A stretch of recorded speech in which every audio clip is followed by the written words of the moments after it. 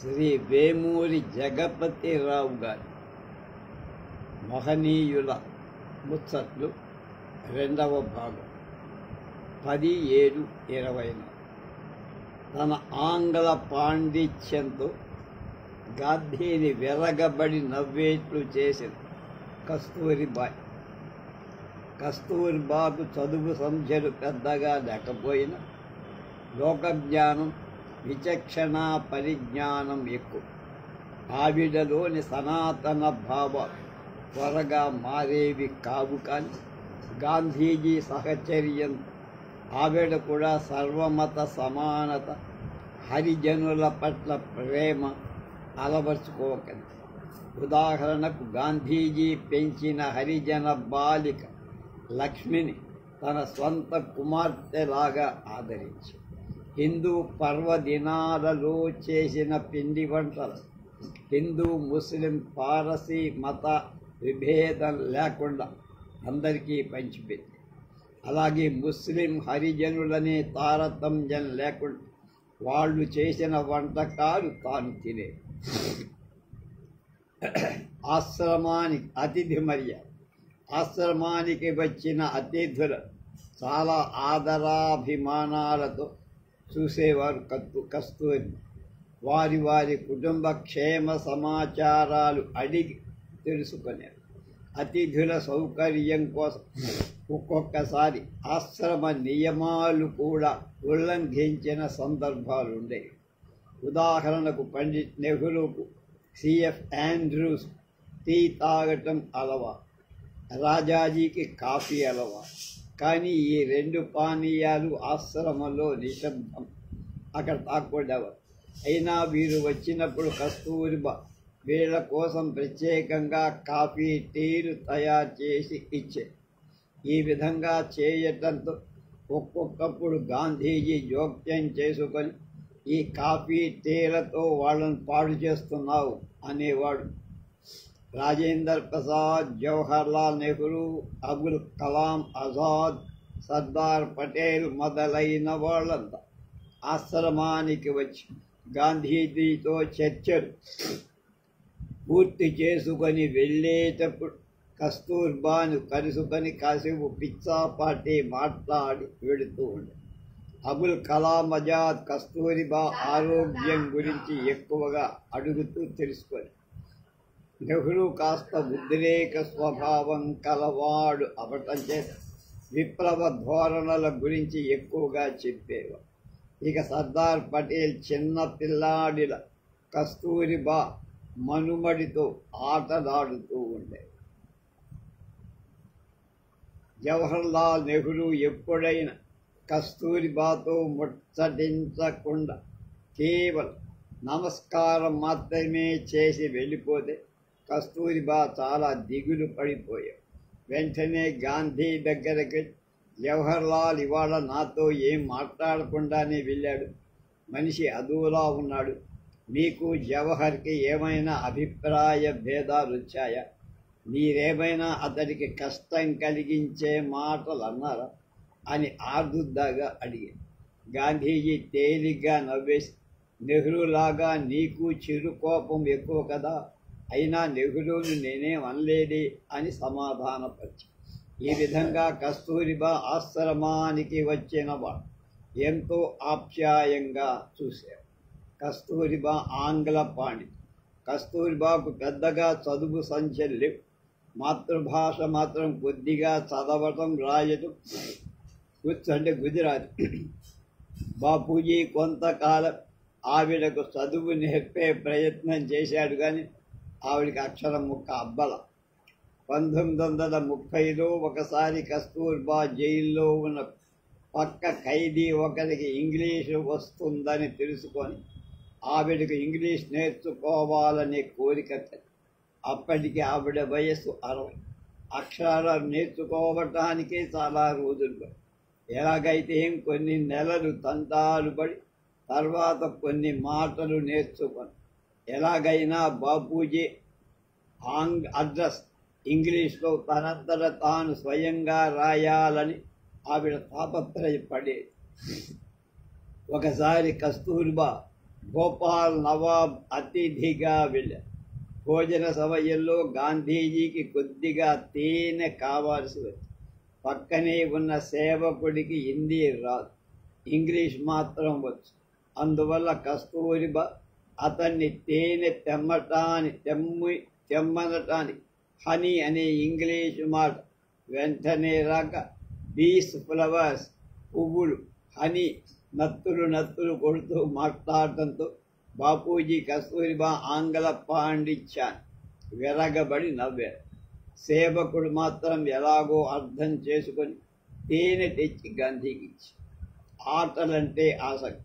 కస్తూరిబా బాపూజీలు ఆట పాటలంటే అమిత ఆసక్తి చూపారు. ఆగా ఖాన్ ప్యాలెస్లో వాడు నిర్బంధంలో ఉన్నప్పుడు బ్యాడ్మింటన్, పింగ్ పాంగ్, క్యారమ్స్ ఆడేవాడు. ఒకసారి వాళ్ళిద్దరూ పింగ్ పాంగ్ ఆడుతున్న సందర్భంలో బాపు విసిరిన బంతి కస్తూరిబా తీయలేకపోవటం చుట్టూ చేరిన జనం విరగబడినరు. కస్తూరిబాకు ఉబ్బసం ఉండటంతో ఈ పింగ్ పాంగ్ ఆటకు స్వస్తి చెప్పాల్సి. కస్తూరిబా క్యారమ్స్ ఆడేటప్పుడు ఎప్పుడు ఎర్ర బిళ్ళ వేసుకోవటం కోసం చూస్తూ ఉండేవాడు. రెడ్ కొడతామే అలా ఎర్ర బిళ్ళ వేసుకుంటే ఆట పోయినా పర్వాలేదని అనేవాడు. దానికి అంత ఇంపార్టెన్స్ ఎర్ర బిళ్ళకి, రెడ్ అంటాము. క్యారమ్స్ ఆడుతూ తన జబ్బు విషయం కూడా ఆమె మర్చిపోయేది. తీవ్రంగా జబ్బు చేసి క్యారమ్స్ ఆడలేని పరిస్థితులు మిగతా ఆటగాళ్లను బోర్డు తన మంచం వద్దకు తెచ్చి ఆడమని కోరారు. కస్తూరిబా వాళ్ళ ఆట వంక చూస్తూ ఆనందిస్తూ ఉండే. చనిపోవటానికి 4-5 రోజుల ముందు కూడా కస్తూరిబా క్యారమ్స్ ఆడారట. మాస్టార్ కుర్చీలో కూర్చున్న పటేల్ గారు కేంద్ర హోంశాఖ మంత్రి సర్దార్ వల్లభభాయ్ పటేల్ విద్యార్థి దశలో చాలా చురుగ్గా ఉండే. అన్ని క్లాసుల్లో ఫస్ట్గా ఉండేవారు. అంతేకాక చిన్నప్పటి నుంచి ఎంతో పట్టుదల గల మనిషి. అన్యాయం అనేది ఎక్కడ జరిగిన సహించని మనిషి. ఆయన విద్యార్థి దశలో జరిగిన ఒక చిన్న సంఘటన సర్దార్ పటేల్ సాహసానికి, నిర్భీతికి మచ్చుతున్న ఉపాధ్యాయుడికి గుణపాఠం. ఒకసారి పటేల్ స్కూల్లో చదువుకుంటున్న రోజుల్లో ఒక ఉపాధ్యాయుడు అన్యాయంగా ఒక విద్యార్థిని కొట్టి, దానితో పటేల్కు ఆ ఉపాధ్యాయుడి మీద చాలా కోపం. వెంటనే తోటి విద్యార్థులందరినీ సమావేశపరిచి, ఈ అన్యాయాన్ని సహించటానికి వీలేదురా, అన్యాయంగా విద్యార్థిని కొట్టిన ఈ గురువుగారి గుణపాఠం నేర్పాలి. ఆ ఉపాధ్యాయుడు క్షమార్పణ చెప్పేవరం మనం క్లాసుని బహిష్కరించాలి అని చెప్పి వెంటనే విద్యార్థులు స్కూలు బహిష్కరించి సమ్మె మొదలుపెట్టారు. 3 రోజులు సమ్మె బ్రహ్మాండంగా సాగి 4వ రోజున ఆ ఉపాధ్యాయుడు క్షమాపణ చెప్పుకోక తప్పక మీసం తీసేదాకా కదలం. పటేల్కు అన్యాయంగా ప్రవర్తించే టీచర్లంటే ఎంత ద్వేషము, సద్గుణ సంపన్నులైన టీచర్లంటే అంత భక్తి. ఒకసారి విద్యార్థులతో ప్రజలలో మంచివాడుగా పేరు పొందిన ఒక మాస్టర్ స్థానిక మున్సిపాలిటీ మెంబర్గా ఎన్నికలలో పోటీ చేయటం జరిగింది. ఆ ఉపాధ్యాయుడికి పోటీగా మంచి పలుకుబడి, ధనబలం కలిగిన ఒక వ్యక్తి నిలబడి, ఆ వ్యక్తి సామాన్యుడైన ఉపాధ్యాయుడిపై గెలవటం ఎంతో తేలిక, సునాయాసమను. అంతేగాక ఆ టీచరుపైనే కనుక గెలవకపోతే మీసం గురిగించుకుంటానని బహిరంగంగా సవాల్ చేసేవారు. పటేల్ విద్యార్థులను సమీకరించి ఇంటింటికి తిరిగి ఆ ఉత్తమ ఉపాధ్యాయుని తరపున తీవ్రమైన ప్రచారం చేసి విద్యార్థుల కృషి ఫలితంగా ఉపాధ్యాయుడు గెలవటం, మీసం గొరిగించుకుంటానన్న పెద్ద మనిషి ఓడిపోవటం జరిగింది. ఆనందాకి రేఖంతో తోటి విద్యార్థులు వెంటరాగా పటేల్ ఓడిపోయిన వ్యక్తికి ఇంటికి వెళ్ళి మీ మీసం తీసే వరకు మేము ఇక్కడి నుంచే కదలం అని భీష్మించు కూర్చొని పాపం మా పెద్ద మనిషి మీసం తీయక తప్పల. మాస్టర్ కుర్చీలో కూర్చున్న పటేల్. ఒకసారి ఇంకొక సంఘటన జరిగింది. క్లాసులో టీచర్ ఆల్జీబ్రా లెక్క బోర్డు మీద వేసి చూపిస్తున్నాడు, వివరిస్తున్నాడు. ఆ టీచర్కు ఆ లెక్కకు ఎంతసేపటికి ఆన్సర్ రాదు. చటుక్కున పటేల్ లేచి, సార్ ఈ లెక్క మీ వల్ల కాకపోతే నేను చేస్తానన్నాడు. టీచర్ ఉక్రోషంతో మండిపడి, చేసి నువ్వే మేస్తారనిపించుకో దమ్ముంటే అన్నాడు. పటేల్ చక్క బోర్డు దగ్గరికి వెళ్ళి 2 నిమిషాల్లో ఆ లెక్కలు చేసేశారు. విద్యార్థులు హర్షధ్వానాలు. పటేల్ దర్జాగా వెళ్ళి మాస్టర్ కుర్చీలో కూర్చున్నాడు. మాస్టర్ గారు విసవిస హెడ్ మాస్టర్ దగ్గరికి వెళ్ళి పటేల్ తన కుర్చీలో కూర్చున్నాడని రిపోర్ట్. హెడ్ మాస్టర్ పటేల్ని పిలిపించి సంజాయిషి అడిగారు, అవును సార్, నన్ను మాస్టర్ గారు లెక్క చేసి మాస్టర్ అనిపించుకోవాలి. లెక్క చేసి మాస్టర్ లాగానే కుర్చీలో కూర్చున్నా, అందులో నా తప్పే ఉంది గురూజీ అన్న. పటేల్ ఎలాంటి జంకు లేకుండా హెడ్ మాస్టర్ పరిస్థితి అర్థం చేసుకున్నాను. అయినా హెడ్ మాస్టర్ హోదాలు ఏమైనా నీవాళ మాస్టారు గారి కుర్చీలో కూర్చోకూడదయ్యా, ఈసారి అలా చేస్తే స్కూల్ నుంచి బయటికి పంపిస్తాను. పటేల్ విసురుగా, మీరు గంటాల్సిన పని లేదు, ఇటువంటి స్కూల్లో ఉంటే నాకేం చదువు వస్తుందని నేనేపోతున్నా అంటూ బయటికి వచ్చి మరొక స్కూల్లో మర్నాడు చేరారు. పటేల్ గుండె నిబ్బర్. సర్దార్ పటేల్కు చిన్నతనంలో ఒకసారి చంకలో సెగ్గడ్డలేసి. ఆ రోజుల్లో ఇంగ్లీష్ మందులు లేవుగా. ఇటువంటి వాటికి గ్రామాల్లో నాటు వైద్యుడు కాల్చడం ద్వారా చికిత్స చేసేవారు. పటేల్ నాటు డాక్టర్ దగ్గరికి చికిత్స కోసమే. ఆ డాక్టర్ ఎనపగడ్డి ఎర్రగా కాల్చి, చిన్న పిల్లవాడైన పటేల్ ఆ బాధ తట్టుకుంటాడు లేడు అని కాల్చడానికి తటపటాయిస్తుంటే, గడగల్లాడతావేంటి, నేను కాల్చుకుంటా, ఆ కడ్డీ ఇవ్వండి అని తనే ఆ కడ్డీ తీసుకొని స్వయంగా ఆ సెగ్గడ్డ మీద పెట్టుకొని. అలాగే పటేల్ ఇంగ్లాండ్లో బారిస్టర్ చదివే రోజులు కాలు మీద నారి కురుపు లేచి మత్తు మందు లేకుండానే దానికి ఆపరేషన్ చేయించుకున్నాడు. ఆపరేషన్ చేసిన డాక్టర్ పటేల్ గుండె నిబ్బరా అని ఆశ్చర్యపోయాడు. తాగుబోతు మ్యాజిస్ట్రేట్ సర్దార్ పటేల్ వకీలు జీవితంలో జరిగిన ఒక సంఘటన. ఒకసారి అబ్కారీ ఇన్స్పెక్టర్ అంటే సారా, దొంగ సారా తయారు చేసేవాణ్ణి పట్టుకొని కేసు పెట్టారు. అందుకు సాక్ష్యంగా 2 సీసాలు అక్రమంగా తయారు చేసిన సారా కూడా మ్యాజిస్ట్రేట్ కోర్టులో ప్రదర్శించి దొంగ సారా నేరస్తుడు పటేల్ తన వకీలుగా పెట్టుకున్నాడు. సర్దార్ పటేల్ ఈ కేసును వాదిస్తూ కోర్టులో ప్రదర్శించబడ్డ 2 సారా సీసాలను పరీక్షకు పంపారు. తీరా వాటిని పరీక్షిస్తే వాటిలో సారా కాక నీళ్లు మాత్రమే ఉన్నట్టు తెలియదు. దాంతో ఆ అబ్కారీ ఇన్స్పెక్టర్ పెట్టిన కేసు బోర్డు దొంగ సారాదారు నిర్దోషని తీర్పిచ్చారు. కోర్టు బయటకు వచ్చిన ఇన్స్పెక్టర్ పటేల్ దగ్గరికి వచ్చి, వకీల్ గారు, నాకు చాలా ఆశ్చర్యంగా ఉంది, ఆ సీసాలలో సారా పెట్టామని నిజంగానే ఏమైపోయింది అన్న. ప్రశ్నించగా పటేల్ బిగ్గరగా నవ్వుతూ, నీకు మ్యాజిస్ట్రేట్ సంగతి తెలియదనుకోండి, ఆయన పూర్తి తాగుబో, సీసాలలో సారా కాస్త తాగి ఎవరు చూస్తారులేమ్మని నీళ్లు పోసేసాడు.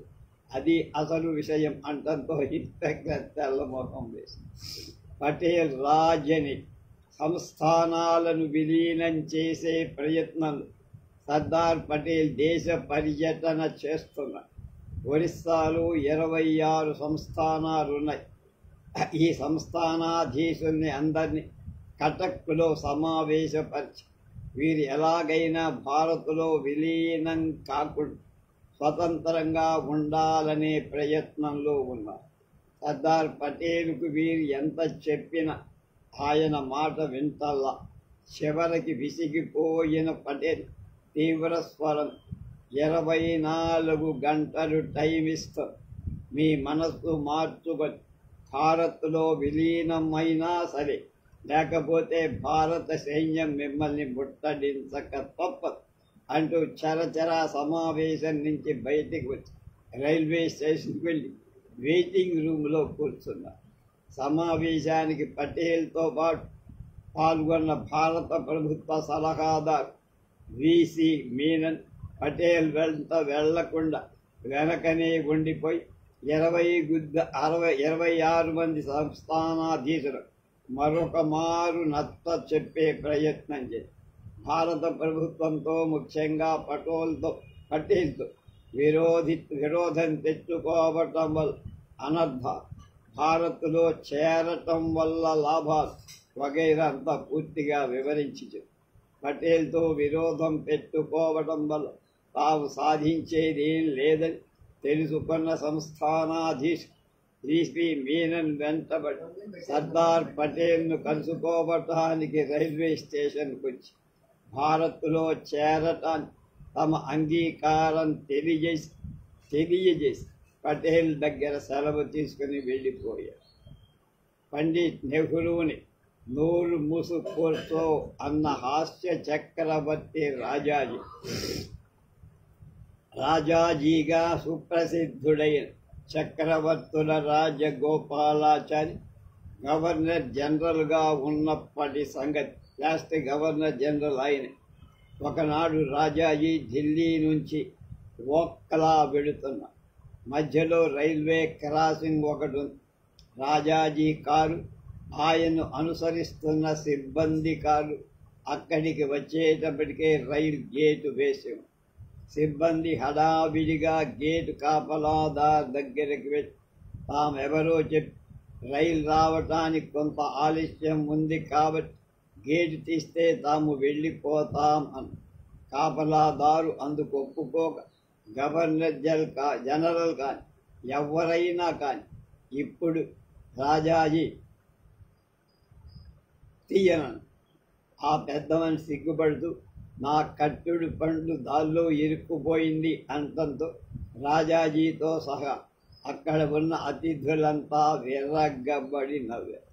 స్వచ్ఛమైన నెయ్యి డాల్డా. రాజాజీ గవర్నర్ జనరల్గా ఉన్న ఒకసారి ఢిల్లీలో ఏదో సమావేశానికి వచ్చిన రాష్ట్ర ముఖ్యమంత్రుల గౌరవార్థం గవర్నర్ జనరల్ విందు ఒకటి ఇచ్చారు. దేశానికి స్వతంత్రం రాకము గవర్నర్ జనరల్ చేసే విందులలో శాఖాహారాలే ప్రత్యేక వంటకాలు కావు, కేవలం మాంసాహారమే ఏర్పాటు చేసేవారు. మరి ఇప్పటి గవర్నర్ జనరల్ రాజాజీ పూర్తిగా శాఖాహారి కాబట్టి మాంసాహార భోజనాలు, శాఖాహార భోజనాలు వేర్వేరుగా ఏర్పాటు. శాఖాహార భోజనాలు వడ్డించే బల్ల మీద వి అని అక్షరం గుర్తుగా అంటించి శాఖాహార భోజనం చేస్తున్న ఒక పెద్ద మనిషి పక్క బల్ల మీద మాంసాహారం వంటలు రొట్టెలు వేస్తూ తింటున్న తన మిత్రులను చూసి నోరూరి వడ్డిస్తున్న సర్వర్ను మెల్లగా పిలిచి ఆ వంటకం తనకు కూడా తెచ్చి పెట్టమని కోరారు. ఆ తెచ్చిన వంటకాన్ని సంకోచం లేకుండా అమాంతంగా గుటుక్కుమనిపించిన తర్వాత మళ్ళీ ఆ సర్వర్ని పిలిచి ఈ మాట ఎవరితో చెప్పబో, నా పరువు పోతుందన్న. అదే విందులో మరొక శాఖాహార పెద్ద మనిషి వడ్డన ఆజమాయిషీ చేసే అధికారిని పిలిచి, ఏమయ్యా ఈ వంటలు స్వచ్ఛమైన నీతితో తయారు చేశారా, డాల్డాతోనా అంట అడిగారు. ఆ అధికారి ఈ మాట కాస్త తీసుకువెళ్ళి రాజాజీకి చెబితే రాజాజీ ఇంకా నయం, ఆ నెయ్యి తెల్ల ఆవు నెయ్య నల్ల ఆవు నెయ్య అని ఆరా తీయలేదు అన్న వేశం. నోరు మూసు కూర్చో. రాజాజీ పశ్చిమ బెంగాల్ గవర్నర్గా ఉన్నప్పుడు ఒకసారి ప్రధాని నెహ్రూ ఆ రాష్ట్ర పర్యటనకు వచ్చి రాజాజీ నెహ్రూ గౌరవార్థం విందు ఏర్పాటు చేశారు. రాజాజీ నిఖార్సైన శాఖాహారి మాంసాహారి అయిన ప్రధాని నెహ్రూ విందుకు వస్తూ రాజాజీ సెక్రటరీతో విందు ఏర్పాటు చేశారు. బాగానే ఉంది, బట్టి కాయగూరలతో కడుపు మార్చడు కదా అన్నారు. ఆ సందర్భంలో గ్రూప్ ఫోటో ఒకటి చేయబడి రాజాజీ, ముఖ్యమంత్రి, ఇతర మంత్రులు వరుసగా కూర్చున్నారు. ప్రధాని నెహ్రూ వచ్చి రాజాజీ పక్కన కూర్చున్నారు. ఫోటోగ్రాఫర్ యథాలాపంగా వాళ్ళ వద్దకు వచ్చి ఒక్కొక్కళ్ళని సర్దుతున్నారు. పండిట్ నెహ్రూ చికాకు పడి ఈ ఫోటోగ్రాఫర్ మనల్ని ఏం చేయమంటాడు అంటే రాజాజీ తక్షణం అందుకని, అబ్బే ఏం చేయమంటం లేదయ్యా, మనల్ని నోరు మూసుకొని కూర్చోమన్నాడు అని కొండ వద్దకు తరలి వచ్చారు. రాజాజీ పశ్చిమ బెంగాల్ గవర్నర్గా ఉన్న శరత్ బాబు అంటే శరత్ చంద్ర బోస్ అనే నవలాకారుణ్ణి కలుసుకోవాలనుకుని శరత్ బాబుకు ఆహ్వానం పంపుతూ తీసుకురమ్మని సెక్రటరీని కానీ శరత్ బాబు గవర్నర్ సెక్రటరీతో తాను వృద్ధాప్య కారణంగా బయటికి ఎక్కడికి వెళ్ళటం లేదని, పైగా ఆరోగ్యం కూడా సరిగా లేదని, మరొకసారి ఎప్పుడైనా గవర్నర్ గారిని కలుసుకుంటానని మనవి చేశారు. ఆ మాట వచ్చి సెక్రటరీ రాజాజీకి చెప్పగా, అయితే మనమే ఆ కొండ దగ్గరకు వెళ్ళాలి, వారి వద్దకు వెళ్ళటానికి ఏర్పాటు చెయ్యి అని ఆజ్ఞారు. మర్నాడు పొద్దున్నే రాజాజీ స్వయంగా శరద్ బాబు ఇంటి ముందు ప్రత్యక్షం. రాజాజీని గేటు వద్ద చూడటంతో శరద్ బాబు గబగబా వచ్చి రాజాజీని కౌగిలించు. అప్పుడు రాజాజీ, నేనే కొండ దగ్గరికి తరలి వచ్చాను. గవర్నర్ ఉత్సవ విగ్రహాలే గవర్నర్లు, రాష్ట్ర గవర్నర్ అధికారాలు ఏపాటివో 40 సంవత్సరాల క్రితం రాజాజీ పశ్చిమ బెంగాల్ గవర్నర్గా ఉన్నప్పుడు జరిగిన ఒక సంఘటన చూస్తే మనకు అర్థమవుతుంది.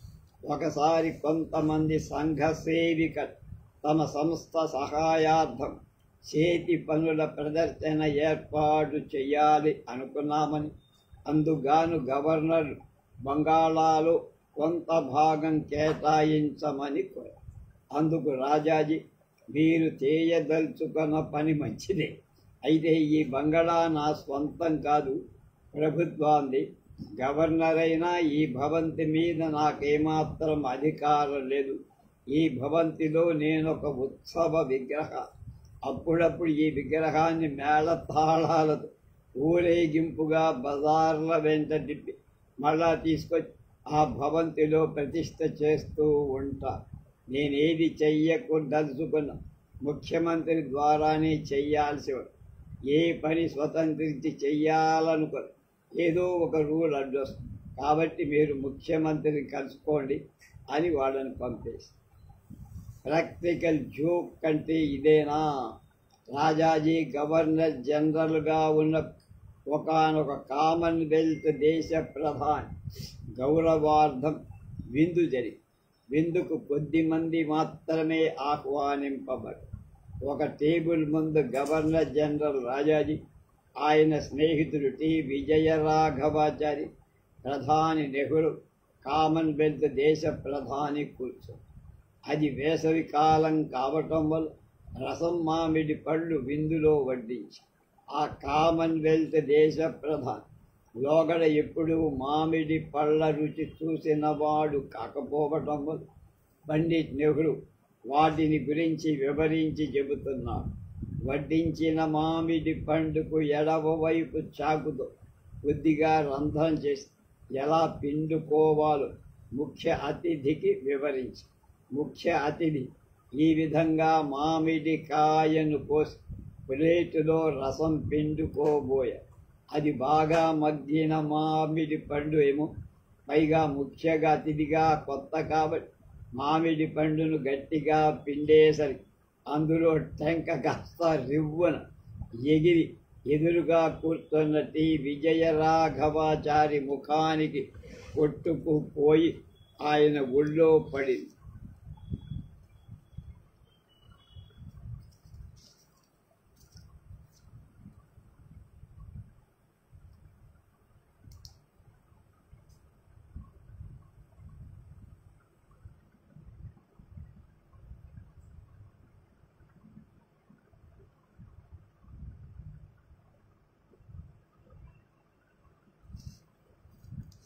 పాపం విజయరాఘవాచారి ముఖం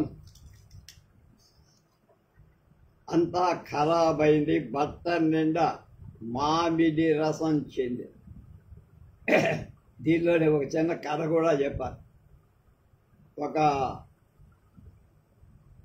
విదేశీ అరబ్ దేశం వాడు మంత్రి గారు ఇండియా పర్యటనకి, ముఖ్యంగా ఆంధ్రదేశ పర్యటనకు వచ్చారు. ఇక్కడ రసం మామిడి పళ్ళు తెంపించారు, తిన్నాడు, బాగా ఉన్నాయి. సరే వెళ్ళాడు. వాళ్ళ దేశంలో రాజుగారికి చెప్పారు, అయ్యా ఆంధ్రదేశంలో రసం పళ్ళు చాలా రుచిగా ఉంటాయి, అది ఆ రుచి నోటితో మాటలతో చెప్పటానికి వీలేదు, అంత మధురంగా ఉంటుంది. అలా కాదయ్యా, మాకు ప్రత్యక్షంగా చూపించి మేము ఎవరో వెళ్ళలేదు కదా, ఆ రుచి ఎలా ఉంటుందో మాకు తెలియదుగా, చెప్పండి అని అడిగితే, అయితే నేను ఒక చిన్న పని చేస్తాను, మీ అనుమతిస్తే, దానికి నా మీద ఏం కోపం పడకూడదు. సరే అన్నాడు. మర్నాడు ఆ రాజ్యసభలో ఒక సేవకుడిని పిలిచి వాడి గడ్డానికి ఇంత చింతపండు, ఇంత బెల్లం పూర్తిగా బాగా నూరి ఆ గడ్డానికి పట్టించారు. గడ్డానికి పట్టించి ఆ తర్వాత దాని రుచి మరీ మహారాజును చూడమంటే బాగుండదని, అయ్యా మహారాజు గారు, మీ వజీర్ అంటే మీ మంత్రి గారు చెప్పింది మీరు నమ్ముతారా అంటే, ఓ తప్పకుండా నన్ను. ఆ మంత్రిని ఆయన గడ్డని చీకమనేటప్పటికి అది ఎట్లా ఉంటుంది, పుల్ల పుల్లగా తీయగా ఉంటుంది. ఆహా భలే రుచిగా ఉందండి, పుల్ల పుల్లగా తీయగా ఉంటే అలాగే ఉంటుంది మహారాజా రసం రుచి అని చెప్పాట. అంతా పగలబడి నవ్వారు. ఒక కథ చదివారు, ఇంకప్పుగా తమాషా కలిగి. ఇదంతా చూస్తున్న పండిట్ నెహ్రూ వెర్రగబడి నవ్వుతుంటే ముఖ్య అతిథి బెక్క మొగం వేసి చూస్తూ ఉంది. విజయ రాఘవాచారి కుర్చీ మీద లేచి, ప్రాక్టికల్ జోక్ అంటే ఇదేనేమో అన్నాడు. రాజాజీ జోక్యం చేసుకొని, మామిడి పండ్లు బాగా పండి ఉంటే అప్పుడప్పుడు ఇలాగే జరుగుతుంది అని విజయరాఘవాచారి అని వైపు చూస్తూ, అయినా మీరు ఒళ్ళు చేతి రుమాల తీసుకొని ఉండటం వల్ల ఇది జరిగింది అన్న.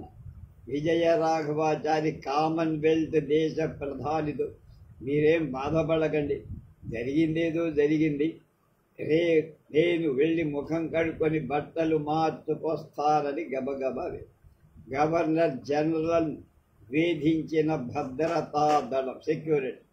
మరొక సంఘటన కూడా రాజాజీ గవర్నర్ జనరల్గా ఉన్నప్పుడే జరిగింది. ఒకసారి ఆయన ఢిల్లీలో తన దగ్గర బంధువు ఇంటికి భోజనానికి వెళ్లాల్సి వచ్చింది.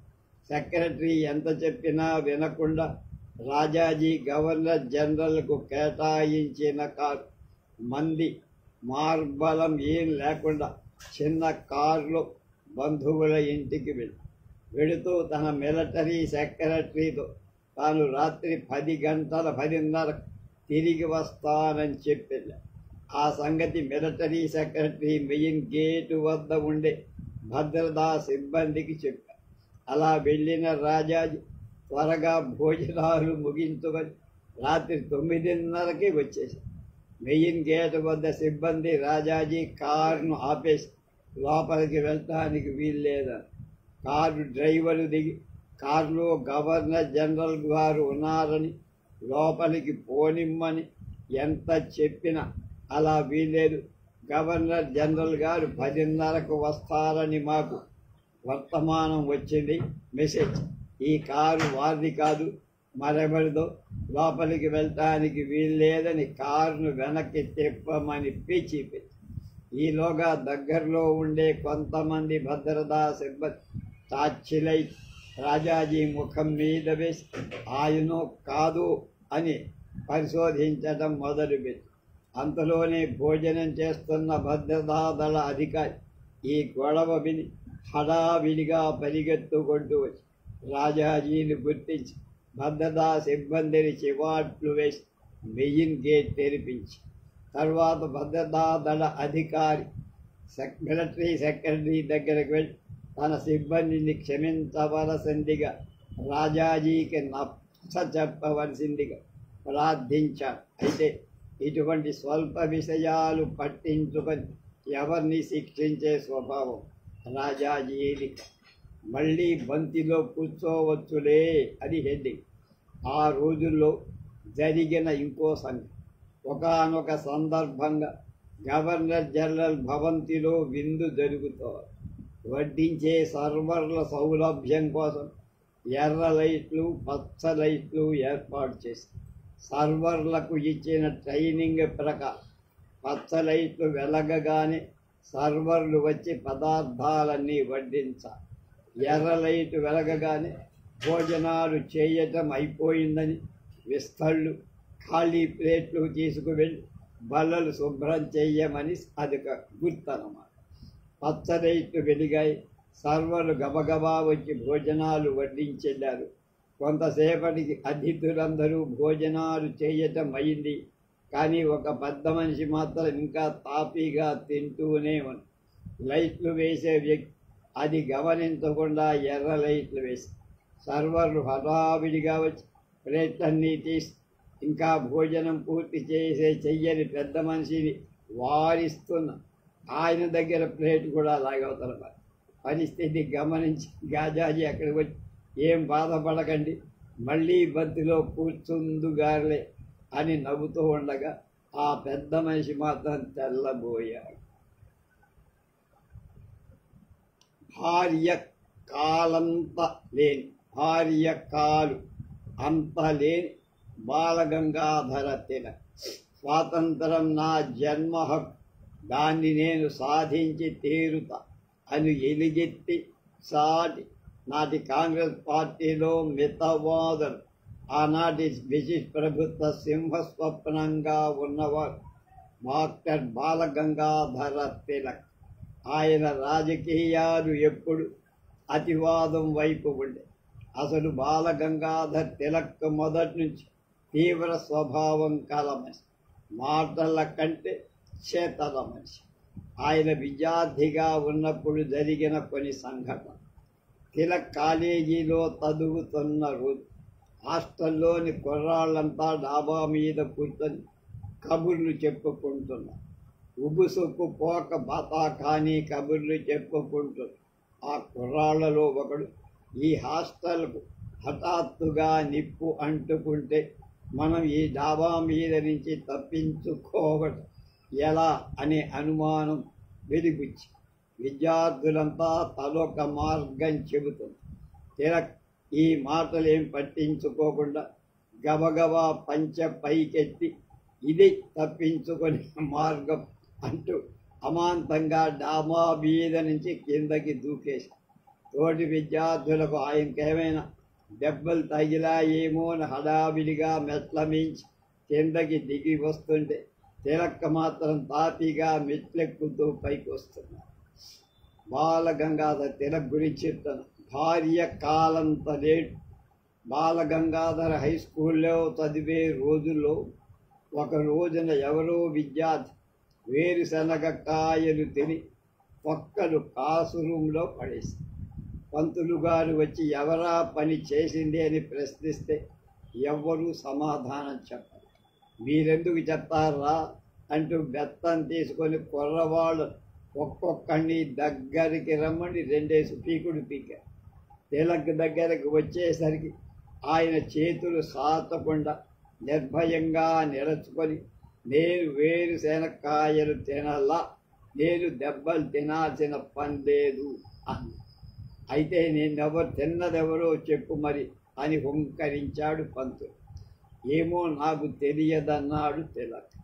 ఈ సమాధానంతో ఉగ్రుడైన పంతులు గారు తక్షణం తిలక్కును స్కూల్ నుంచి గెంటేశారు.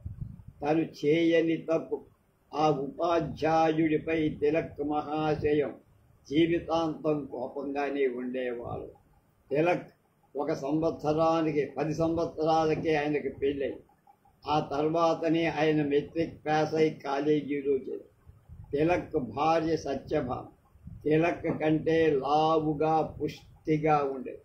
తిలక్ సన్నగా పీలగా ఉండేది. ఈ దంపతులను చూసి కొంటె కుర్రాడు వీళ్ళ చూడండిరా, భార్య కాలంత లేడు ఈయన అని సాటుగా హేళనగా నవ్వుకునే. అది గమనించిన తిలక్ దండీలు బస్తీలు తీసి ఇంకా అనేక రకాల వ్యాయామాలు చేసి బాగా తిండి ఒక్క సంవత్సరంలో వస్తాదుగా తయారై కొంటె కుర్రాళ్ళ నోరు మోయించారు. క్లాసు 10 నిమిషాలు ఆలస్యంగా వచ్చి 20 నిమిషాల ముందే వెళ్ళిపోయే ఉపాధ్యాయుడు డాక్టర్ సర్వేపల్లి రాధాకృష్ణ. మాజీ రాష్ట్రపతి డాక్టర్ సర్వేపల్లి రాధాకృష్ణ ప్రపంచ ప్రసిద్ధ తాత్విక తత్వవేత్త, శాస్త్రవేత్త, మహావక్త. గంగా ప్రవాహంలాగా సాగి ఆయన ప్రసంగాలు ఆనాటి రాజనీతిజ్ఞుల్ని, మహాపండితుల్ని కూడా మంత్రముగ్ధుల్ని చేసే. ముఖ్యంగా ఇంగ్లీషు భాషపై ఆయనకున్న ఆంగ్లేయ పండితుల్ని కూడా ఆశ్చర్యచకితుల్ని చేసి ఆయన ఉత్తమ ఉపాధ్యాయుడిగా ఉపాధ్యాయ వృత్తికి ఎనలేని గౌరవాన్ని సంపాదించారు. అందుకే ఆయన పుట్టినరోజు సెప్టెంబర్ 5 ఉపాధ్యాయ దినోత్సవంగా మనం జరుపుకుంటాం.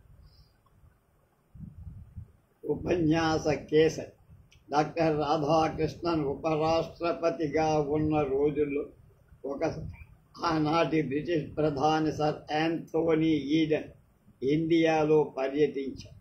ఆ సందర్భంగా పార్లమెంటు ఉభయ సంయుక్త సమావేశం ఉపన్యసించారు. ఆయన ప్రసంగానికి ముందు రాజ్యసభ చైర్మన్గా రాధాకృష్ణన్ పార్లమెంటు ఈడెన్ని పరిచయం చేస్తూ మాట్లాడారు. రాధాకృష్ణన్ మాట్లాడిన తర్వాత ప్రసంగించటానికి ఇంగ్లీష్లో గొప్ప పాండిత్యం కలిగి మహావక్తగా కూడా పేరు పొందినప్పటికీ తాను చాలా యాతన పడాల్సి వచ్చిందని సర్ యాంథోనీ ఈడెన్ తన జ్ఞాపకాలు అనే స్వీయ చరిత్రలో రాశారు. ఆ ఉపన్యాస కేసరి తర్వాత మాట్లాడటానికి నేను పసిపిల్లాడిలాగా వణికిపోవాల్సి వచ్చిందని రాసుకున్నాడు. అంత మహా ఉపన్యాసకుడు, ఉపన్యాస ప్రభావం. నేను నా జీవితంలో రాధాకృష్ణ బందర్లో అంటే మచిలీపట్నంలో నేషనల్ కాలేజ్ జాతీయ కళాశాలలో ఆ కళాశాలలు ఏ సందర్భంలో వచ్చారో నాకు జ్ఞాపకం లేదు. ఏ సంవత్సరం ఆయన వచ్చి ఉపరాష్ట్రపతిగానో రాష్ట్రపతిగానో కూడా జ్ఞాపకం. ఆయన ఉపన్యాసం ఇచ్చారు. ఆ ఉపన్యాసాన్ని స్వయంగా విన్న అదృష్టవంతుడిని. రాధాకృష్ణన్ ప్రసంగాల ప్రభావం ఎలా ఉండేదో ఓ సంఘటనలో తెలుస్తుంది. 1958లో ప్రపంచ తత్వవేత్తల మహాసభలు హవాయ్ దీవుల్లో జరుగుతాయి. ఒకనాటి సాయంత్రం రాధాకృష్ణన్ మహోపన్యాసం చేస్తున్నారు. జనంతో హాలు కిక్కిరిసిపోయి సభకు ఆలస్యంగా వచ్చిన ఒకానొక చైనా వర్తకుడి కూర్చోటానికి చోటు కూడా దొరకదు. అతడు బయటే నిలబడి రాధాకృష్ణన్ ప్రసంగం పూర్తిగా విని పులకించిపోయి ఆ తత్వ మహాసభలకు అయ్యే మొత్తం ఖర్చు అని భరిస్తానని అప్పటికప్పుడు సభాముఖంగా ప్రకటించాడు.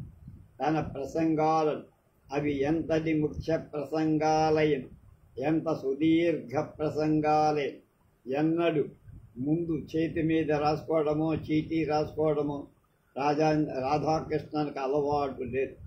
అంటే ఇన్స్టంటేనియస్గా అలవోకగా ఎప్పుడైనా రాసుకున్న పాఠాన్ని చూసుకోకుండా ఒక్క మాట అయినా వదిలిపెట్టకు, ఎక్కడా నట్టు పడకుండా ప్రసంగించేవారు.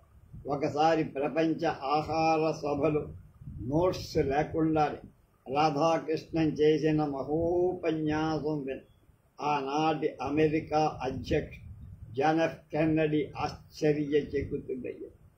రాధాకృష్ణన్ 1909లో ఎంఏ పరీక్ష రాశారు.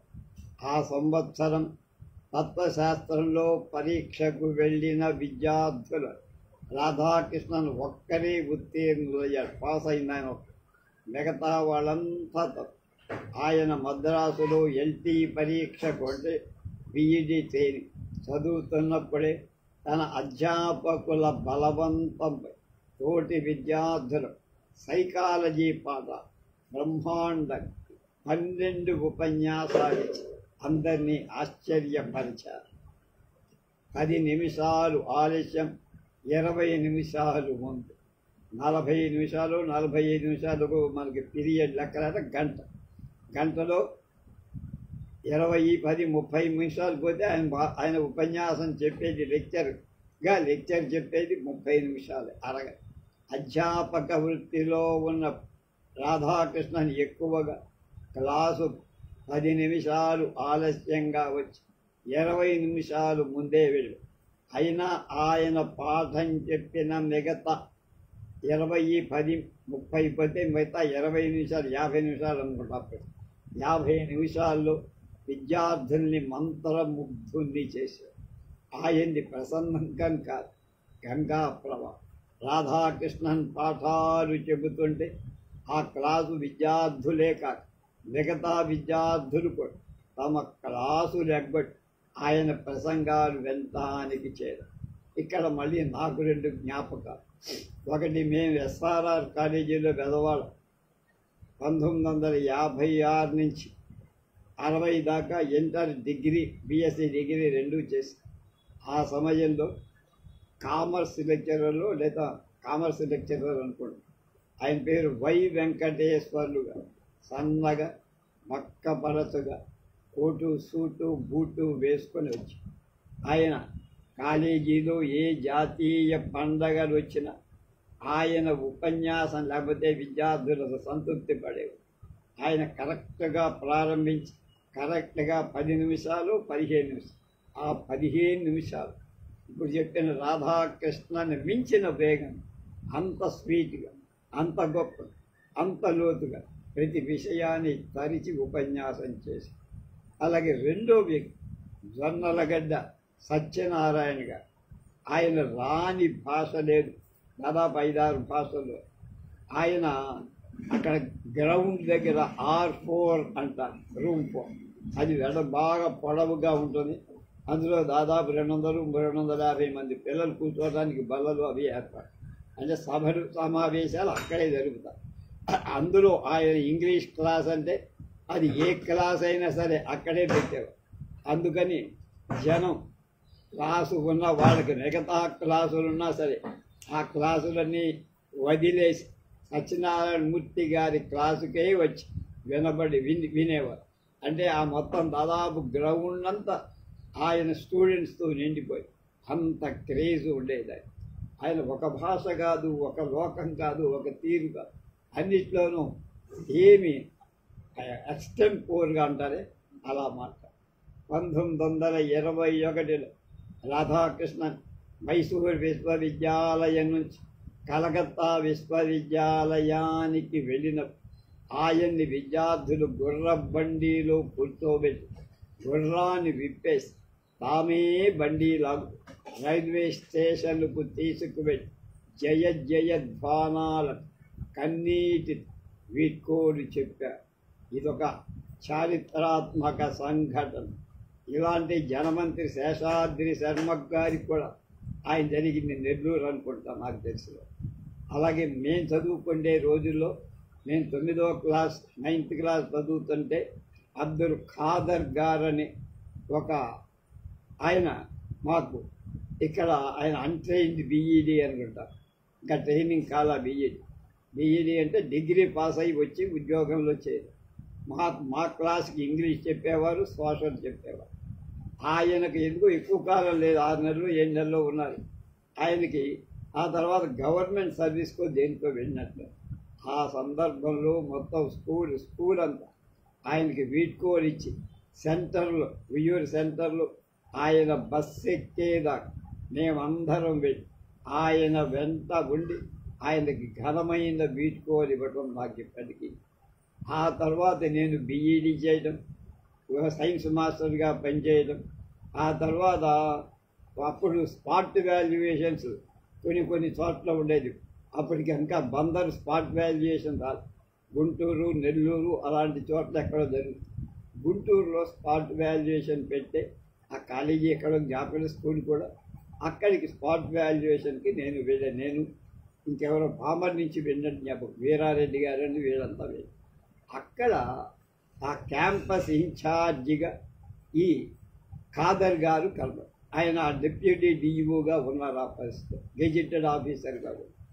ఆయన్ని నేను గుర్తుపట్టి నమస్కారం చేసి, అయ్యా ఇలా మీ దగ్గర మేము ఊళ్ళో చదువుకున్న 54, 55 అంటే ఆయన చాలా ఆనందపట్టి షేక్ హ్యాండ్ ఇచ్చి ఎంతోసేపు మాట్లాడి ఆ క్యాంపస్ అంటే క్యాంపు జరిగినంతగా రోజు మా ముందు పలకరిస్తూ ఉండేది. అది గురుభక్తి, శిష్యుడి మీద వాత్సల్యం.